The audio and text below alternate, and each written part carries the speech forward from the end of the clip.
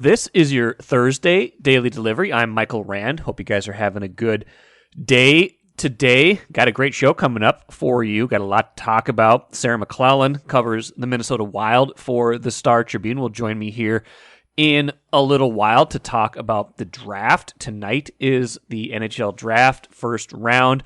Wild has 2 picks in the first round thanks to the Kevin Fiala trade last week. Sarah and I will talk about that trade, what it means for the Wild's depth chart, and what they might be kind of targeting with the draft. Also, after I talked to Sarah yesterday, recorded that segment yesterday morning for the show, kind of a troubling, interesting report emerging about Kirill Kaprizov and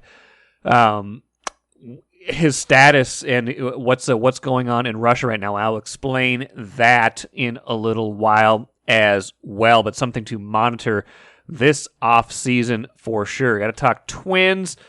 Blew a lead, kept their 4.5 game lead in the AL Central. Actually blew 5 leads in yesterday's game and still took 2 out of 3 from Chicago. There's this dichotomy happening where Twins are actually pretty good this year, and all I get is negative comments from fans about managing bullpen this, Rocco Baldelli that. So I'm going to get into that a little bit. I talked about that a little bit on Wednesday's show as well, but it feels like it's a good time to revisit that and to revisit that it's not just the bullpen's fault, that the Twins need to get a little bit more from their starting pitching or maybe change their philosophy just a little bit as well, so that the bullpen is not tasked with doing so much. Lynx on a roll going into the All-Star break. We'll get into that at the end of the show. But first, what did I miss? Got to talk Rudy Gobert. 3rd show in a row. I know maybe you're getting sick of it, but he was introduced to the media on Wednesday. And it's just it's a fascinating story. This is going to be, this is the Timberwolves story of the next 3 to 5 years. How does Rudy Gobert fit here? How did the trade, that massive haul they gave up with four draft picks and this year's draft picks, so really 5 first-round picks if you count this year's first-round pick as well, Walker Kessler going to Utah in that deal, plus Jared Vanderbilt, Patrick Beverley, Malik Beasley, guys who played important roles on getting the Wolves to the playoffs for the first time in 4 seasons a year ago. How does one player coming back impact all of that? And I think that was kind of a big piece of Gobert's introductory news conference on Wednesday. Not just getting to know you, but how does this all fit together? And specifically, how does Gobert pair with Karl-Anthony Towns, who, of course, has traditionally been the center on this team and now presumably moves to more of a power forward role as Gobert, 7'1", slots in next to the 7-foot Towns and, takes on more of those traditional center duties of, pick and roll offense, rim protection, things like that. While Towns presumably still does some of that, but also, is able to be a little bit more free on the perimeter, can post up smaller guys, things like that. So I want to play a clip from Gobert that I thought was interesting. First, though, a little context. I saw an interesting stat from Dane Moore, does a great job with his Timberwolves podcast as well, friend of this show. Said Rudy Gobert was the most effective pick-and-roll man scorer in the NBA last season, had 1.32 points per possession when Rudy Gobert was in a pick-and-roll. Karl-Anthony Towns was the most effective pick-and-roll pop man scorer in the NBA last season, 1.185 points per possession. So the pop man, basically, instead of rolling to the basket, you drift out, maybe shoots a 3. Towns, great in those scenarios, frees him up for shots over smaller players, in a lot of cases, open looks. And Cat is deadly in those kind of catch and shoot scenarios off of the pick and pop. So that's a way that can work offensively with these two guys, that both of them have specific skills in the pick and roll, in the screen game that should benefit the Wolves. And more to the point of what Gobert adds, the dimension he adds in this case is being able to score on lobs, easy baskets inside. You can't coach height. He's just a different 7'1" than Towns is. They didn't throw a lot of lobs to Towns. I can't remember the Wolves barely throwing any lobs at all last season. Gobert had a ton of them with Utah and figures to get more with the Wolves. And so here is Gobert talking a little bit more about that fit, wanting to kind of expand Minnesota's lob game and how that all will come together. The spacing that we get for them with my screening, with my rim gravity when I roll to the basket, and also my passing that I think I'm going to be able to showcase even more this year. All those things I think going to allow them to be even better, and that coupled obviously with the spacing that Cat is going to provide, and I think the way we're going to play, I think they're gonna be able to get a lot of more easy looks that they've been able to get the previous years, and just they haven't been throwing a lot of lobs over the last few years, but I think now we're gonna work on that, and it's another weapon that I think is really hard to guard, and I'm really excited. There's so many things obviously that we can talk about that we're gonna be able to do on the floor, and that's what's going to make us unique, is that we're going to be able to have so many different weapons and so many different ways of playing together. Now, similarly, New Wolves president Tim Connolly spoke to the idea of the fit with Gobert and Towns as well. Really talking about how bringing in Gobert isn't just about adding one piece. It's about how this all fits together, and he's pretty excited about how that all comes together. He doesn't inhibit anything we have presently. He makes it better. He augments what we have presently. So when you look at fit, it's not just about talent. It's about kind of developing a team. And when you see Cat and you see D'Lo and you see Ant, these guys, he's just going to make them better without kind of putting a roadblock on some of the natural progression we've seen the last couple of years. Now, listen, time will tell. Time is the great equalizer. That we can speculate all we want. We can think we know how this deal is going to play out. We can, wonder if the Wolves gave up too much. And Connolly was pretty frank about that, saying, we'll see. We'll see what the price was paid. If that ends up being, he said, hopefully it'll end up being a win-win for both the Wolves and the Jazz. That they will both be improved by this deal. But to me, the two things that stand out are, I feel like right now this has the potential to be a top 5 starting lineup in the NBA when you just go top to bottom, when we're talking about D'Angelo Russell still being here for all of his ups and downs last season. He should get better with this move. Anthony Edwards, Jaden McDaniels now at the 3, Karl Anthony Towns, and Rudy Gobert. If Chris Finch, who is very good at making these things work, is very good at kind of having these things piece together, if he is able to kind of put these guys in the most effective situations, and there's no reason to think he won't, this has the potential to be a top 5 starting lineup in the NBA. And when you have a top 5 starting lineup, you are immediately a deep playoff contender. That is what I would say to that. 2, I believe this gives the Wolves a better chance to withstand absences to some of their better players. You'd never want anybody to miss time, but it's almost inevitable in the NBA. Someone will, turn an ankle. Somebody will, need a rest on the second day of a back-to-back. Illness, family situation, things like that. There will be times when some of the Wolves' best players are out of their starting lineup.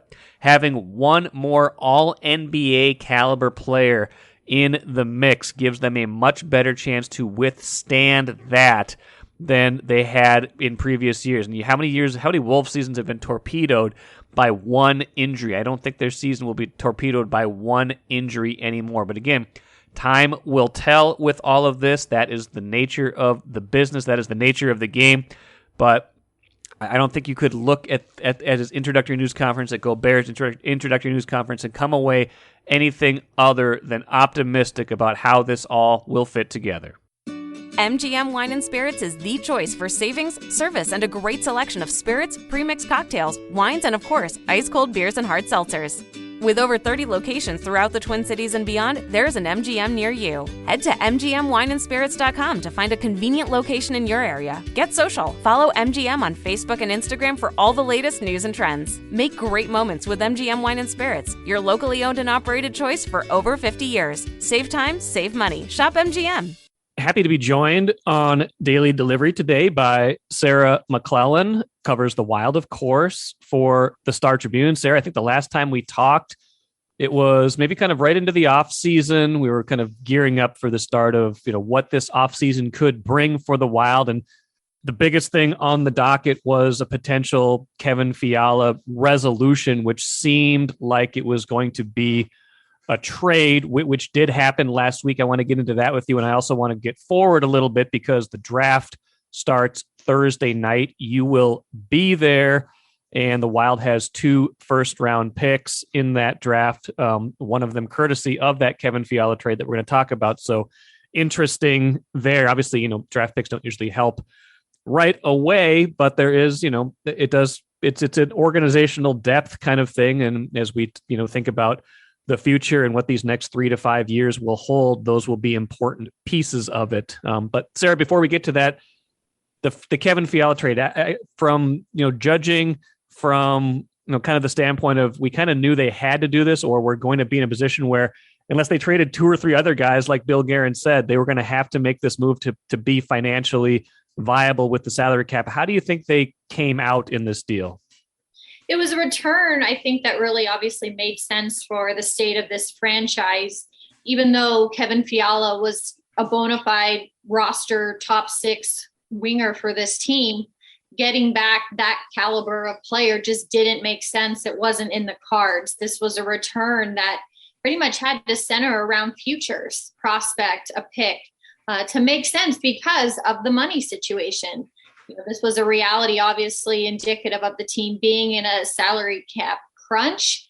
And so taking money back on the books just wasn't going to work. So to get another first round pick at 19 from Los Angeles, and then obviously a prospect in defenseman and Gophers player, Brock Faber, it obviously shores up areas of this organization that the team will likely need to rely on over these next few years while they're still dealing with a pinch financially. So it made a lot of sense. Like you said, it kind of was an inevitable outcome that the 2 sides weren't going to be able to continue this partnership just with the way the team's financial outlet looks.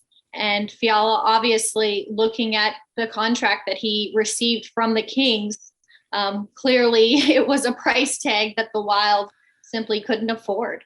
Yeah, like you wrote, I think it was in Wednesday's paper and on StarTribune.com, you had access to Kevin Fiala via a video conference call, I believe, with reporters. And now that this is, finalized and he's gotten his deal with the Kings, a couple points on that. First, what was his tone? Did he feel like he is happy with how this played out eventually, especially since he kind of probably had a pretty good idea all along the way that this was probably what was going to happen? Yeah, this wasn't something that he concentrated on during the season when he was playing. But, he said in the back, of his mind, he kind of obviously knew like what's going to happen, wondering. And then obviously it just gets to the point where he realizes this might not work. And it just kind of sounded like it is what it is for him. And obviously he moves on to a place in Los Angeles with the team and the Kings that he said he's very happy about. Obviously, it's a team that he felt was obviously up and coming. The Kings were back in the playoffs last season, and he could easily slot into a top line situation alongside Anze Kopitar and Adrian Kempe, which could be a really dynamic line, not only in that division, but in the Western Conference. So it's a situation that obviously clicks for Fiala, but the contract, the trade, it really is also indicative of what he accomplished with the Wild. The fact that he played to the level to receive that type of contract, to become a 30-goal scorer, to round out his game, where someone who at times was prone to turnovers was now being much cleaner in the defensive end and even meriting penalty kill opportunities, all the while growing his offensive game and how he could contribute offensively. So he leaves the Wild, a much more polished player than when he arrived. And I think, that growth will obviously be part of the legacy that he achieved while with the team. Yeah, it's an unusual move just from the standpoint of you don't usually see a team with cup aspirations subtracting from its active pool of players, but the economic realities of it certainly part of that. And, this is traced back to last season when they only gave him the 1 year in restricted free agency, kind of setting the stage for this. My sense is that this was kind of twofold. One, that Bill Guerin kind of knew they were going to need the flexibility at a certain point and they couldn't carry everybody on expensive long-term contracts, but also felt to me like as good as Fiala was last year and as good as his numbers were, that Bill Guerin was never quite a member of the Kevin Fiala fan club. Am I off base on that? Do you feel like this is mostly rooted in economics, or do you feel like he still felt there were holes in Kevin Fiala's game? I think it was about the financial picture for this team. You could, like I said, just to see the growth that he had, he was able to blossom, into that player amid the opportunity that this team gave him. Obviously, he was very familiar with Dean Evison behind the bench as Wild head coach, who coached him previously when he was in the Nashville organization. So this really did feel like a money, reality for the team, because he was someone who contributed to the level of a 30-goal scorer. And how often do you see teams trade away 30-goal scorers? It didn't fit financially. And, as you mentioned, if they were to try to keep him, it would have created other holes elsewhere in the lineup, because it would have required them to move out multiple players. So I really think that is the key takeaway from this situation. And it is at a position at forward where there is a crew of prospects at that position that is in the pipeline. Whether or not any of them are ready to take on full-time roles this upcoming season is to be determined. But it is a base that is growing for the Wild. And obviously, a group or a position potentially that the team could bolster at this year's draft. It kind of leads me to a couple of things. One, being the immediate replacement for a top 6 forward. I mean, as they'll start up camp here in a little while. They'll take some time off in the summer, obviously still. But as you think about candidates to, how those lines might look, I mean, they've had to juggle at times when players were out, things like that. So we've seen different combinations. How do you think they accommodate for this loss? Because it does leave a hole in the lineup. It probably is an internal candidate, just kind of looking again at the math, but then just at who's signed and at the depth chart. Now, could that be a prospect turn pro? Maybe somebody like a Marco Rossi that could jump up into a top 6 line potentially if he makes the team and looks like he's ready for regular NHL minutes? Or is it maybe somebody who's already on the roster that they kind of juggle with, maybe giving a look to, a Tyson Jost or another forward? Obviously, we know that the Jordan Greenway, Joel Eriksson Ek, Marcus Foligno line has been really solid. So maybe there's some juggling, internally, if it is still a Matt Boldy, Freddie Gaudreau combination that stays together, alongside what is now the whole of where Kevin Fiala played. It just doesn't look like there is, the salary cap space available to go out and sign someone. A trade maybe could make it, as a potential possibility. But again, it probably has to be money in, money out, because the limited salary cap space that this team has right now is probably going to need to be allocated to filling some other need, which is signing a goalie. We know that they want to try to re-sign Marc-Andre Fleury. And then they also have Jake Middleton on defense, a restricted free agent. So to sign those 2 players, maybe that leaves a little extra left for maybe a forward, but it's probably a depth forward. It's probably somebody to fill out a 4th line. And probably obviously then wouldn't translate to playing higher up in the lineup like Fiala. So training camp, I think, will be very telling. And maybe that is when the experimentation happens and the team can maybe find somebody in the system currently on the roster to fill out that void. Does the emergence of Boldy make this a little more palatable, do you think? Just the fact that he looked so good in his in his rookie season, that not that you ever want to lose someone like Kevin Fiala, but that you say, okay, not that we should expect that from everybody who comes up, but that they probably feel pretty good about him being a top 9 forward right now. And if he hadn't emerged, that might have left a line very short as opposed to one player short.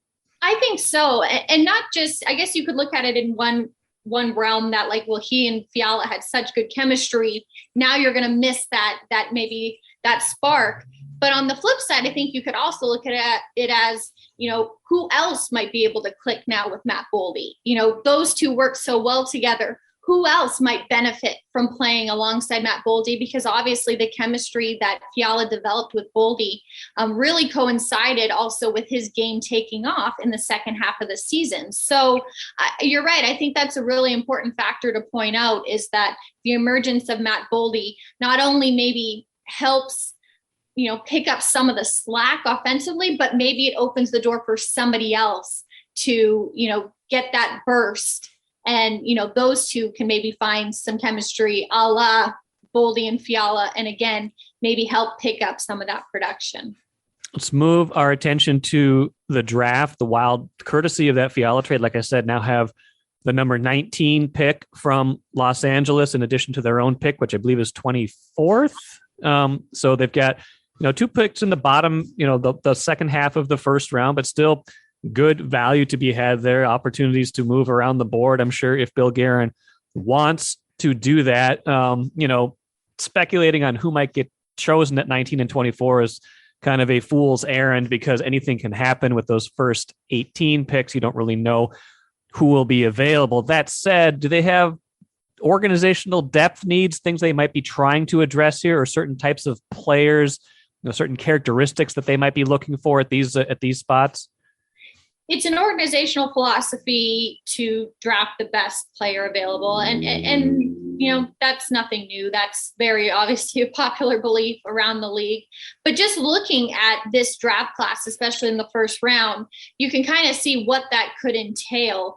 Although last season the team drafted a goaltender with its first pick, there isn't that type of positional depth or just availability in this first round. So it really points to a forward or a defenseman even being available and, potentially being the most talented when they're on the clock. I think still, even though this was more of a normal season, and it was more of a normal scouting season for teams, I think we're still seeing some of the residual effects of the interruption of the pandemic on players' development. So I think there is some variability and some unpredictability, clearly, like you said, as you maybe get past, the top 3, the top 5. But I think some of the skill sets that still jump off the page are there. High skill, some speed, puck moving, power play tendencies, on the back end, up front. I think still the characteristics that teams like to identify and like I said, bolster with their pipeline are still going to be there and available for the Wild. And I think having the 2 picks, and it's something that, the Judd Brackett, the team's amateur scouting director, pointed out, is it does kind of maybe let the team have that flexibility to maybe, in his words, kind of take a bigger swing.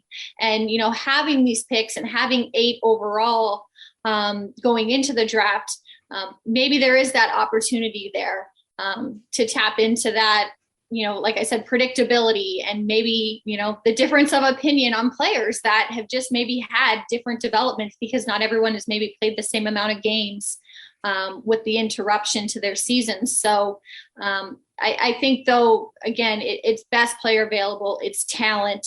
And obviously, you can look at the positions, center, defense, some key ones, and maybe that's considered, but still at the end of the day, it's taking the best player available. That's got to be kind of interesting too. Final thought here. Like as you think about best player available, I imagine you're thinking about stylistically to a certain degree too, like what kind of player fits the system they want to run.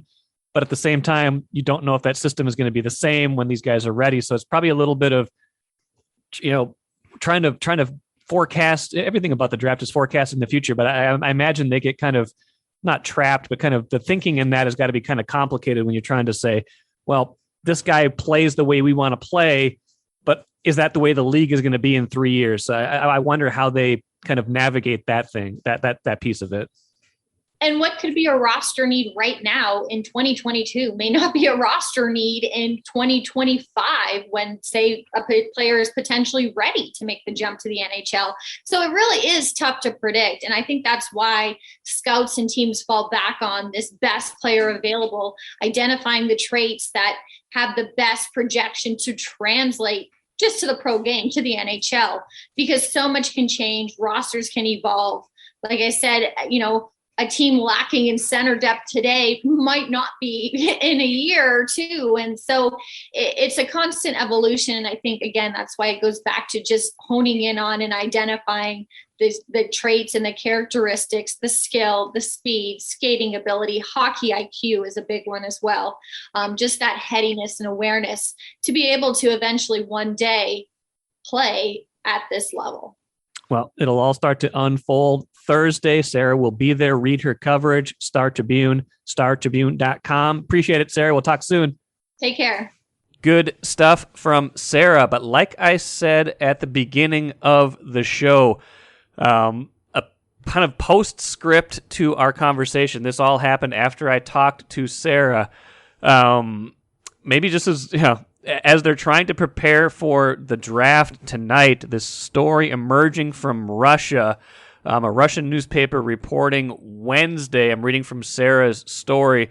Kirill Kaprizov, they're reporting that he returned to the United States after the Flyers goalie prospect Ivan Fedotov was taken to a remote military base in northern Russia because his name was linked to fraudulent military identification. And there's some concern that Kaprizov will get caught up in this swirl. Now, while General Manager Bill Guerin addressed this, saying Kaprizov is still in Russia, doing well, and he said he's with his friends and with his family. He said he's not overly concerned. He said that about Kaprizov going home to Russia a while ago, and he said on Wednesday, all I'm trying to do is get information and not jump the gun or push the panic button on anything. That's still, though, that's not the most optimistic tone, I guess. This is just something that, with all the uncertainty, obviously, in Russia right now, you would love to get some sort of report sometime relatively soon that Kaprizov is for sure going to be able to return to Minnesota in time for training camp, things of that nature. But it sounds like the situation with the Flyers goalie is pretty serious. Chuck Fletcher, the new general manager with the Flyers, saying, I think it's best that I limit my public comments on the matter. It's obviously a sensitive situation. We're doing our best to stay abreast of developments, and that's probably the best way to leave it. So that is something, last year it was the Kaprizov contract extension. That was a much nicer problem. In this case, again, I think Guerin's right. Try not to jump the gun or push the panic button, but you don't like to hear things like this. Would love to hear that Kaprizov, of course, is returning to Minnesota, so keep an eye on that story as time goes on. Okay, we got to talk Twins for a minute here. We've talked a lot about them on the show already this week, but they lost a bunch of leads to the White Sox on Wednesday. Weren't able to finish off a sweep of that series. Chicago rallies, wins 9-8 in 10 innings. Bullpen had another meltdown. Emilio Pagan had another meltdown. But Joe Ryan also lost a couple of those leads. Only went 4 innings in the game. Disappointing for him after being handed a pretty comfortable edge, 3-1 going into the 4th inning, and then again, not being able to get through the rest of that game, just kind of struggling. He's been good this year, but that was a disappointing thing. But it was everybody. It was a group effort. But what I would say is this: everybody complaining about the bullpen, and there's legitimate gripes. The Twins need to get more from their starting pitching right now. They're not getting enough from their starting pitching. The ERA for the starters is good, but the Twins bullpen has been tasked with 340 1/3 innings. That's the third most in the majors. They don't get the benefit of, just the starters getting out there and getting, not exposed as much. The bullpen is getting a little bit too exposed in these cases and makes it easy to pick them apart. Bullpen ERA is 16th in the majors right now. That is not great, but that is average. And, they're put in these situations, though, where, end of game, you remember what the bullpen did. You don't remember so much what the starters did. So I would say if you are thinking about this team and thinking about the context of the Twins going forward, yes, I think they need more bullpen help, but I also think they need more help from the starting rotation getting deeper into games so they're not getting into these games where they're using 4, 5, 6 relievers. Now, some of that's on Rocco Baldelli and some of that's on the plan. Try to get these guys a little bit deeper if they can. I'm sure they would have loved to get Joe Ryan a little bit deeper if he was a little bit more effective, but he did throw 85 pitches in those 4 innings, just was not particularly sharp in that game. So as much as you like to blame the bullpen, think about the starters in the context of can they work a little deeper into games as the year goes along. And let's finish with the cooler, the Lynx, red hot and maybe probably wishing they could just keep playing right now. Going into the All-Star break, another big win for them. They beat Chicago. They are now 8-15 overall, which doesn't sound great, but think about now they've won 5 of their last 7, including 2 in a row against the 2 best teams in the WNBA. The big one Wednesday going into the break, an 81-78 win over Chicago in the matinee at Target Center. So, they're still 11th in the WNBA, but they're closing in a little bit more on a potential playoff spot, playing much better basketball right now. So after that doom and gloom start, some rays of hope for the Lynx this season. That'll do it for today. Chip Scoggins coming up on Friday's show. We got to talk about USC and UCLA to the Big Ten, the big story that broke late last week. Love having Chip's thoughts on that. Does a great job covering college sports, has a passion for that. What does it mean for college sports? What does it mean for the Gophers? What does it mean for the Big Ten and beyond? So that will all be on Friday's show. Thanks so much for joining me here today. Be back at it again on Friday.